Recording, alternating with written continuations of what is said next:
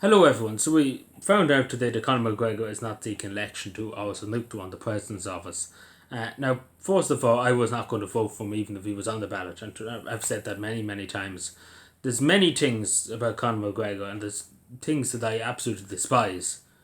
He might be right in political points, but what he's done in his personal life and what he's done to people in terms of punching and abusing people, it's unforgivable, and it shouldn't be anywhere near a political office to represent the state. And there's many other things I could say about Conor McGregor. If he was running for the presidency, I would have went through the whole list because I must have about 12, 13 things I have against Conor McGregor, and I wouldn't have voted for him if my life depended on it, to be totally honest. So we should see what other independents take up the matter to see who go for the presidency, because hopefully there will be an independent, not like Catherine Connolly, but an independent, a real independent. But yeah, so Conor McGregor, I don't think he was ever serious, because the reason why I say that, and I never said anything, but when the time Donald Trump came out and said we're going to have a big UFC fight in front of the White House, Conor McGregor was like, oh yeah, I go off and fight in front of the White House when I moved around the hill and President of Ireland. And as you know, the Constitution clearly states that if the president goes abroad, take for example Michael Higgins when he was president too, when he went abroad to say for the Queen's funeral, and to other occasions, you would have to get the permission of the Irish government to go abroad, because obviously if there's legislation and stuff needs to be signed, the government can't just have the president off in another country when this legislation needs to be signed into law, etc., etc. Not even that too. For the president to have the permission of the government to go over to, say for example, America to fight at the UFC, and the government simply would not have given them that permission. So he gracefully misunderstood what the Constitution, in general too. Like he was saying stuff that a president has no authority whatsoever, particularly in terms of the army, mobilising the army and stuff to restore order and stuff like that. The president has no authority. He's the commander in chief of the army, of course, but it's ceremony at the highest level. You have no say in anything pretty much in the defence of the country. And there's many other things I'm sure people know. I do think Conor, I think it's the right decision for the state and for the people of Ireland too, that Conor McGregor is not the president of Ireland. Now, as I said, I agreed with some of the things he said over the White House when he was over there in March. I don't think many people dispute that, but his personal actions and what he has done personally in his personal life, I never would be able to come. I never would be able to vote for somebody like that. To be totally honest and totally straightforward with you.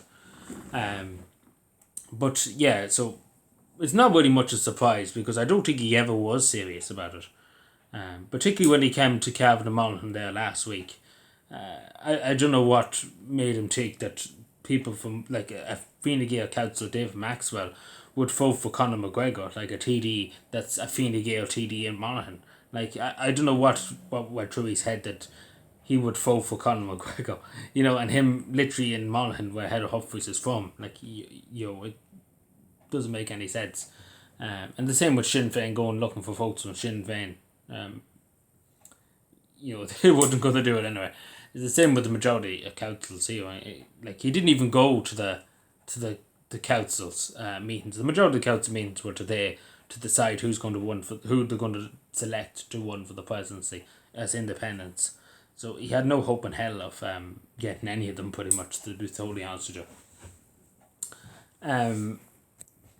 But as I say, I pretty much knew he wasn't serious, and I think the majority of people, after speaking to people today, a good few people that I know, watching it, a lot of people were watching this in the background to see what was going to happen.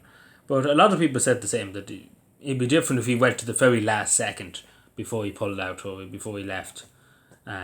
But, pretty much the campaign is only starting. So, obviously he was the most unsuitable person for the job, the most unsuitable.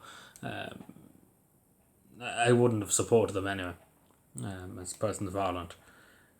As I say, I went through what I said with the Constitution. Even the next thing is too, I don't think he has much respect for women in terms of, that's what I say. But I could be wrong on that, but I don't think he does. I think his actions over the last few years have shown that time and time again. But But anyway, if he was running for the presidency, I would have made a long video explaining all my grievances, and that's only some of the grievances I had with Conor McGregor. So yeah, we'll just move on when we're here to the next part of this, which, as I said earlier on, about county councils. There's only so far as we're recording this video, and it's been nearly 7 o'clock on the 15th. Only one county council is back, Gerald Sheridan, which is the independent, crazy big pharmaceutical firm from America that's from Ireland. So the Kerry County Council has backed him for the presidency. Cavan has not put anybody forward. I don't know about Monaghan yet, I suppose. We'll see when Monaghan comes back. Roscommon, the same. A lot of county councils are not recommending anybody, like any independents, which is insane. So there won't be probably nearly any independents. They'll be lucky to get Maria Stevens on the ballot. Hopefully she does Aintu. She has the backing of Aintu, the political party senator, and 2 members of the Dáil, and then a few independents too. She has 10 independents, I think. 10 people, like including Aintu and stuff. So I think that's who I'd be voting for. Hopefully she gets on the ballot, because I don't think Nick Delante has any chance, unfortunately. I don't think so. I don't think it's any chance. But anyway, we'll see what happens. But as I say, that's my opinion on Conor McGregor. I think it was the right decision for the country, because I don't think we could have had somebody like him in our Snugdorn as president of Ireland. I simply say that straight. I know some people would disagree with me on that, but I'd say look at his actions. Look at his actions over the last few years, and judge it from there. And particularly in terms of hitting people, and not to mention his case in the case that's going on at the moment. I don't think anybody, and particularly me, I don't think it could, do that. Like, to vote for somebody like that, I don't think I could have, and I wouldn't have, regardless of what anybody said. But anyway, that's just my opinion, so don't shoot me for it. But so you let me know what you think, because I think everybody knew, like, there was no hope in hell of him getting on the ballot paper one way or the other. There was no hope. So, and there's, I suppose, a debate to be had: should people have the right to put their name forward without going to councils and TDs and stuff? I suppose that debate could be had, but and let the people decide. But I think the majority of Irish people would have voted against them, simply because of what he's done over the last few years. I wouldn't really blame the majority of Irish people for that. But anyway, let me know what you think. Subscribe for more, and bye.